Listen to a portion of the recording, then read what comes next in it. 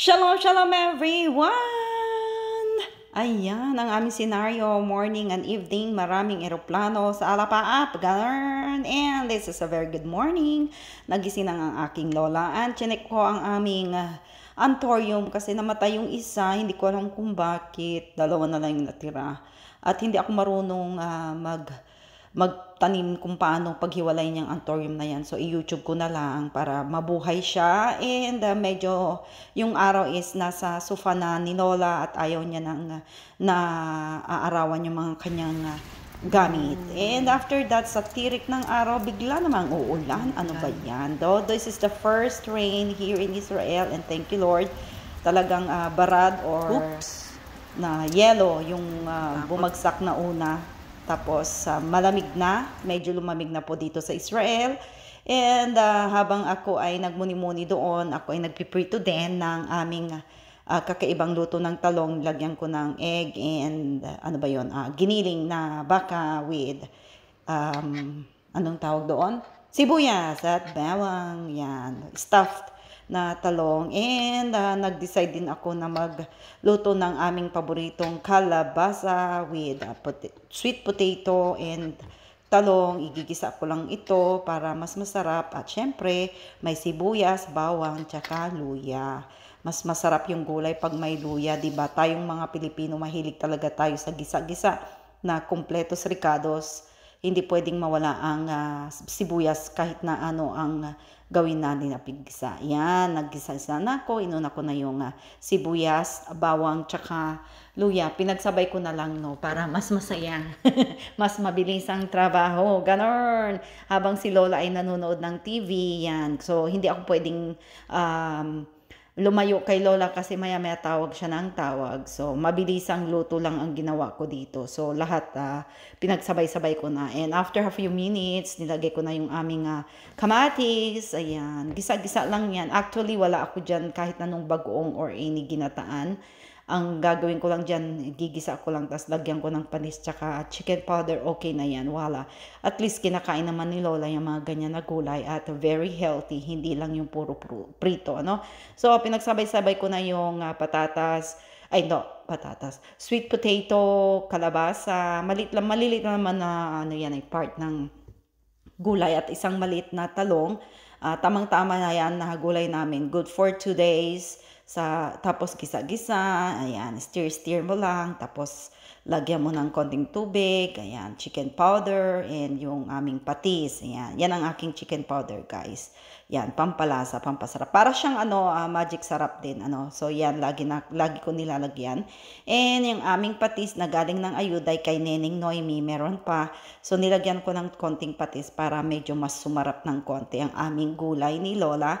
Tapos, nilagyan ko ng konting tubig para maluto din yung kalabasa tsaka sweet potato. At medyo naman yung aking nabiling patatas, sweet potato, malambot naman yan, hindi ganun katigas para iluto, pati yung kalabasa. And meron akong frozen na dahon ng malunggay, yan pa yung kinuha namin ni Neneng, meron pang mga titira.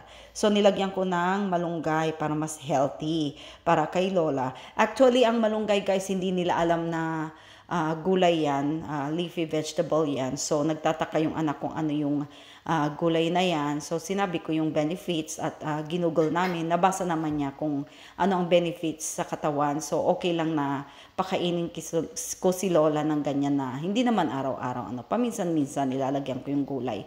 Kasi guys, kung ano yung niluluto ko na ulam ko, mas kakainin niya yung ulam ko kaysa sa ulam niya. So, ang ginagawa ko, magluluto ako ng ulam ni Lola at nagluluto din ako ng sarili kong pagkain, Filipino foods. Pero mas gusto niya talagang kainin yung aking niluluto kasi puro gulay talaga yung niluluto ko, guys. Yung may manok, pero dapat may patatas, may carrots, gano'n, nilalagyan ko. Kahit na adobo nga, nilagyan ko ng patatas, tsaka carrots, at maraming sibuyas. So, mas nasasarapan siya sa ating pagluluto, no? So, ayan, habang ako nagluluto, laba-laba. So, naglalaba din ako ng aking damit niyan. So, every Wednesday, ang laba ko ng damit ko, and si Lola is sa Friday naman. So, ayan, luto ng aming gulay and ready for our lunch. And I hope you are all okay, guys. God bless everyone. Salamat sa panonood sa aking video na kahit pangit. Charot! God bless! Bye! Shalom, shalom everyone! It's a beautiful day. Ayan, na-late itong upload ko. This is nung ako ay nag-grocery at nag-grocery ako ng mabilisan kasi walang bombastic today.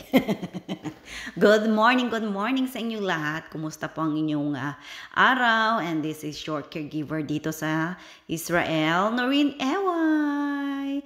Ayan, for today's video, grocery time. So, ayan, ang aking dinaanan kasi nagpadala ako ng konting pera sa aking parents kasi magpapa-check up sila. So, ayan.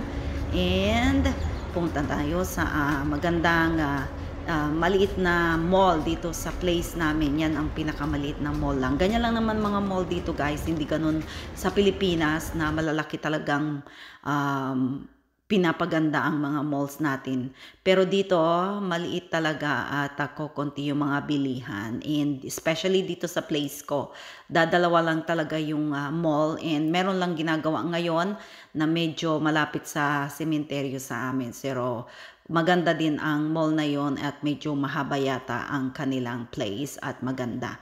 And dito na tayo sa mall na ito, may mga bilihan ng mga beauty products, at may mga electric devices, samot-sari na, and yan, may bagong open na paggawa ng salamin. Salamin. And papasok na tayo sa aming favorite na grocery, ang Supersal. And maraming sale, pero wala tayong perang pambili. So, ang bibili lang natin ang mga kailangan natin para sa Friday cooking, and usually ang binibili ko na ay mga fruits and vegetables. Ayan, ang unahin natin ang luya kasi ang luya masarap sa pagluluto, anything na ginigisa. Mas lalo pag nagluluto ako ng manok para mawala ang lansa. And ayan ang aking celery. Balak kong magawa ng anong tawag doon? Pansit! Kasi masarap ang pansit na may maraming celery. At naubusan rin ako ng sibuyas. Ayan, sangkader mong sibuyas. Napakamahal na ng sibuyas, guys. Pero okay lang. Usually ang sibuyas pag koref or yung winter is medyo basa-basa. So medyo marami na akong binibili ngayon. At bumili din ako ng bawang. Usually ang bawang yan, ganyan, apat-apat na nakapak na. And bumili din ako ng mga mahiwagang patatas. Pinili ko yung malalaki kasi usually gumagawa ko ng chips. At ang sangkaterbang cucumber ni Lola. Favorite niya yan, guys. Patatas. Mga patatas, cucumber, tsaka kamatis. Ayan. Ang mahal ng kamatis dito, guys. This is 12.90 shekel na per kilo. So, i-times 16 nyo na yon, bahala na kayo. Ang mahal talaga at kukunti po yung kamatis ngayon.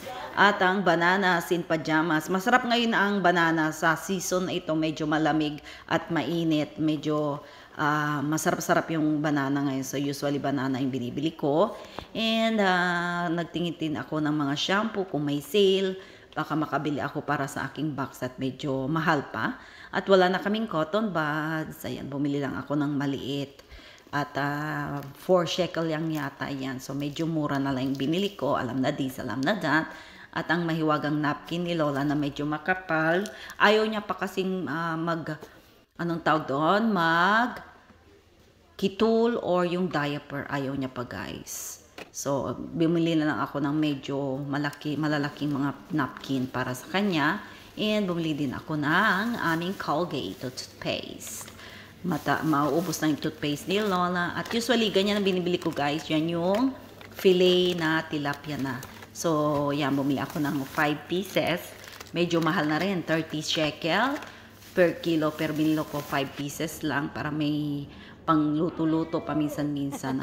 And pati yung manok, ang mahal-mahal na, guys. 4 pieces yata. Ito is 300 plus. Parang Pinas. Kahit saan namang bansa, mahal na, guys, ang mga bilihin.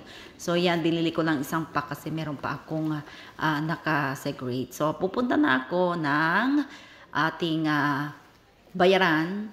Diba? Marami. Pila balde. Kahit dito, pila balde.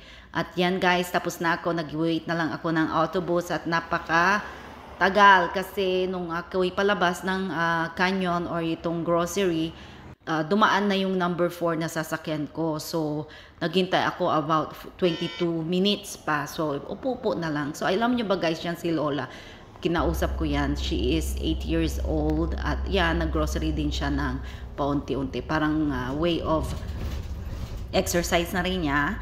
Ayan, nakarating na yung bus. Ayan, sumakay na ako, diba? At sa awa ng Diyos, walang bombastic habang ako ay nagbiyabiyahe pabalik ng bahay. At maganda naman ang view, maganda ang araw. At masarap maglakad, kaya lang hindi ko maiwan si Lola. Alam na this, hindi na pwedeng iwanan ng aking alaga. Baka bigla siyang tumayo, diba? And yan, si Inday Karutay. Alam nyo ba, pulot lang yung aking sunglass na yan. God bless everyone. Bye!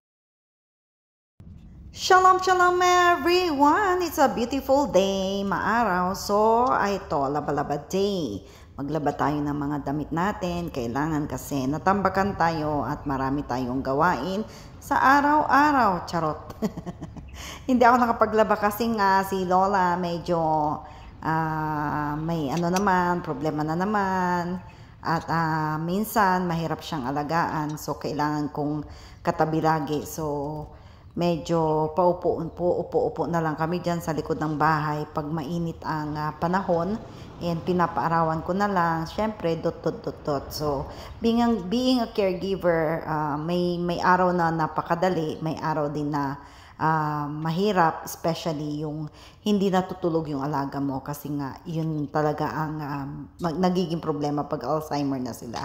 So, baliktad ang kanilang routine. So, pag umaga, hindi masyadong natutulog, tapos matulog ng konti sa tanghali, and then sa gabi naman, maagang natutulog, pero pagdating ng alas 2, ayan, gising na gising siya.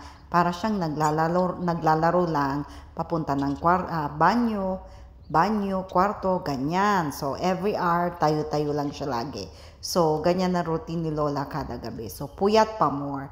Yan ang problema pag ang alaga mo ay laging tumatayo at hindi mapakali pag gabi.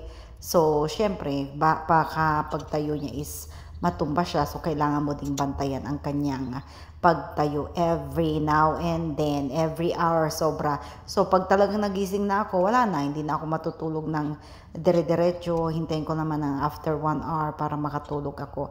So, ganun ang problema sa akin. So, pag tanghali talaga, pag tulog siya, natutulog din ako at least 2 hours. Kasi si Lola naman, okay naman siya sa sala, hindi siya natutulog sa kanyang kwarto. Meron siyang reclining chair at doon lang siya sa sala. So, pinapabayaan ko na lang siyang magnorina ng magnorina. Yan ang being caregiver dito sa Israel. God bless everyone. Bye!